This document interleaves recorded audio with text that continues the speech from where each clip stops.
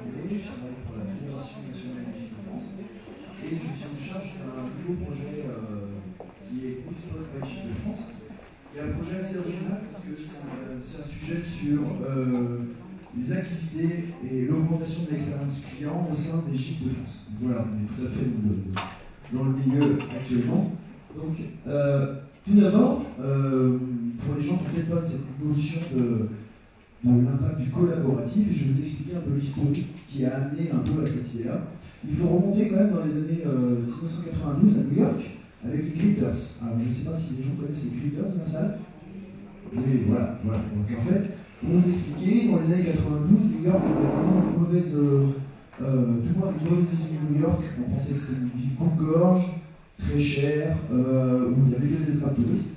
Et du coup, il y a une association qui s'est créée, donc les Critters, sous l'impulsion de Lynn Brooks, et qui a dit ce qui serait bien, c'est que des New-Yorkais qui connaissent très bien leur ville proposent des tours et proposent des expériences aux voyageurs du monde entier. Donc en fait, ils ont développé ça. Ils amenaient les gens dans des restaurants intéressants, ils montraient les plus beaux endroits de New York, et ça a vraiment pris. Et aujourd'hui, on trouve des Critters partout dans le monde.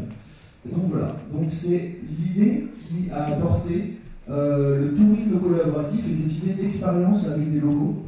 Donc c'est aujourd'hui ce qui est vraiment d'actualité avec tous les sites qu'a pu montrer M. Barré, comme Caribou et ainsi de suite. Donc c'est vraiment voilà. Donc pour revenir là-dessus, il y a une start-up qui s'est créée en 2012 sous l'impulsion de David Roussel. Donc David Roussel, c'était un ingénieur de Côte d'Armor qui s'est dit, après un voyage à New York, qui s'est dit mais en 2012, ça n'existait pas cette plateforme-là, on pouvait mettre en relation des guides et des voyageurs. Donc il s'est dit, moi je vais mettre une plateforme en place. Donc il a développé sa plateforme avec une messagerie, possibilité de lancer des messages, noter, donner des avis, et ainsi de suite. Il a même reçu en 2014 le prix du Travel d'Or pour son activité. Donc ensuite, Gilles-de-France a voulu en fait racheter cette startup en se disant, nous on a déjà une expérience client à travers nos hébergements, en les accueillant, en offrant des services que ne peuvent pas offrir par exemple à nos concurrents comme Airbnb. Là on a vraiment quelqu'un qui vient nous accueillir et nous offrir, on va dire, un sentiment d'expérience. Et on s'est dit qu'en rajoutant une idée d'activité, nous pouvons offrir cet hébergement et l'activité. Donc voilà. C'est pour ça qu'au prémices, Gilles-de-France a voulu racheter Hotspot. Donc, en fait, Gilles-de-France a toujours été dans le collaboratif, parce que si on remonte dans l'histoire même de Gilles-de-France, dans les années 50, Gilles-de-France a permis en fait de lutter contre la désertification rurale en promouvant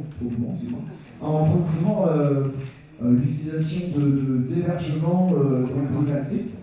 Et donc, grâce à Hotspot, on veut aussi développer des activités locales, pas forcément dans les grandes capitales, comme peuvent faire les concurrents. Beaucoup de concurrents comme Caribou qui proposent certes des parcours à Paris, à Amsterdam, mais par contre, si on voit vraiment, par exemple, on a une activité dans l'Orne qui est vachement intéressante, c'est du taxicab, donc en fait, une découverte de l'Orne en taxi vendredi. Donc c'est quand même quelque chose d'assez original. Et voilà, l'idée de Gilles-de-France est de développer cette activité territoriale. Deuxième point, Gilles-de-France a énormément d'adhérents qui proposaient déjà des activités lors des séjours. On a, comme on a énormément d'adhérents dans Gilles-de-France, on peut avoir par exemple en Savoie des guides de montagne, et on veut qu'ils puissent proposer aujourd'hui leur hébergement, un séjour, donc c'est-à-dire une activité de moniteur de ski toute la semaine, et à la fin, à la sortie des pistes, ils appellent leur hébergement et ils passent la soirée ensemble. Voilà, donc c'est ça qu'on veut développer chez Gilles-de-France. Ça existait déjà au niveau seulement de l'hébergement, mais là on rajoute l'activité. Ensuite, ce que va apporter Gilles-de-France à la plateforme historique Hotspot, c'est le label qualité. Aujourd'hui, il y a un système de modération, on ne publie pas toutes les activités que les personnes peuvent poster sur Hotspot, et donc on va labelliser cela. Également, il faut aussi le dire, on a beaucoup de relations territoriales avec Gilles-de-France, avec toutes nos antennes à travers la France. Donc on connaît les prestataires compétents du territoire. Donc moi je travaille en ce moment beaucoup avec, par exemple, le LOT. Le LOT me transmet beaucoup de prestataires de qualité. Et on travaille également avec les offices de tourisme, je vous parlerai plus tard. Et on travaille avec les offices de tourisme pour qu'ils nous fassent un apport d'activité intéressant et que ce soit donnant-donnant. Donc, il y avait aussi un intérêt tout particulier pour le site national des Gîtes de France, c'est de pouvoir proposer un contenu séjour. Donc, maintenant, sur le site national, on propose des hébergements, l'activité, et ça augmente le référencement du site, parce que voilà, on a plus de sites qui parlent de Gîtes de France. Voilà. Et dernier point, c'est attirer nos adhérents, non pas par la voie de l'hébergement, mais par l'activité. Aujourd'hui, sur Goodspot, on fait ressortir des hébergements de Gîtes de France. Donc, si je prends un exemple, par exemple, de Finistère, dans le Finistère, on a beaucoup de spots de surf. Et du coup, il y a des gens qui viennent réserver l'activité de surf et du coup prennent un hébergement Gîtes de France. Donc voilà. Donc on a un nouveau canal de réservation pour Gîtes de France. Qu'est-ce qu'on peut trouver comme activité sur Gîtes de France, enfin sur Goodspot avec Gîtes de France?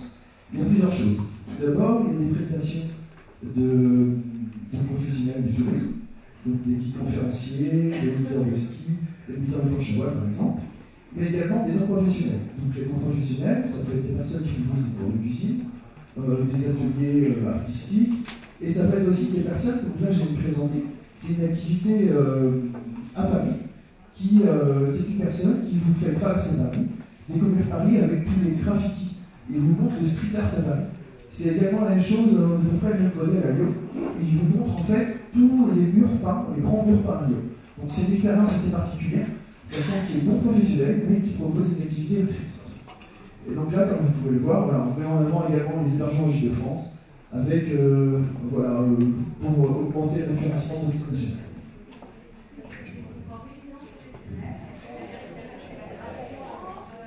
Alors c'est tout à fait réglementé. En fait, ça dépend de l'activité qu'il va proposer. Si c'est des activités non réglementées, donc en dehors, par exemple, je prends l'exemple de la balade au musée, si c'est en dehors des centres historiques, en dehors du musée, n'importe qui peut proposer une balade dans la ville sans être professionnel.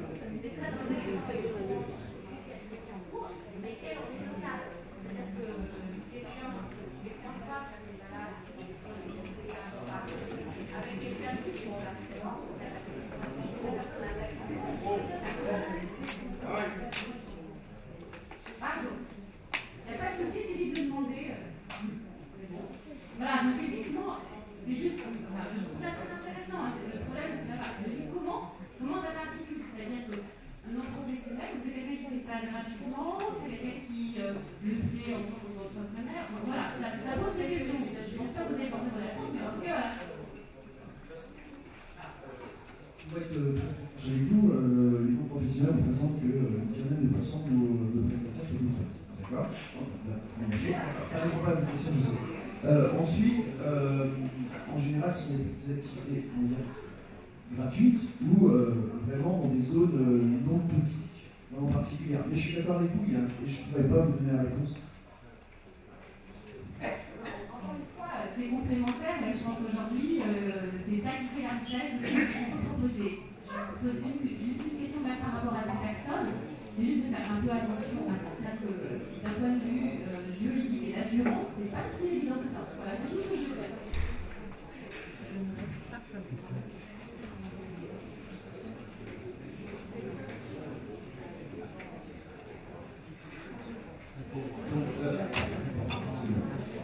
Donc on peut maintenant voir où se trouve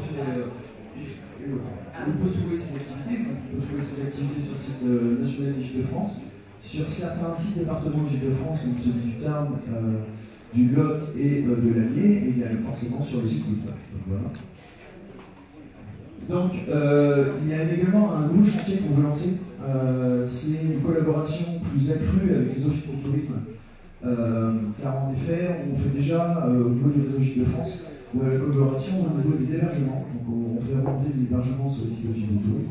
Et là, l'idée, c'est d'inverser la vapeur, c'est de faire remonter des offres d'offices de tourisme sur le site Goodspot, qui donc sont des offres de qualité, de professionnels, afin de pouvoir leur permettre aux offices de tourisme d'augmenter la visibilité de leurs activités grâce au réseau Gîtes de France et au site national.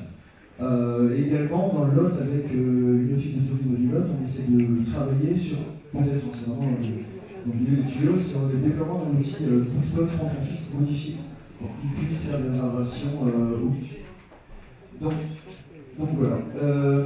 Donc, si je synthétise un peu l'idée de Gîtes de France avec son projet Bookspot, c'est d'augmenter cette expérience vraiment déjà ancrée dans l'histoire de Gîtes de France entre les autres et les personnes qui tiennent les gîtes, en leur proposant des activités de travail. Merci.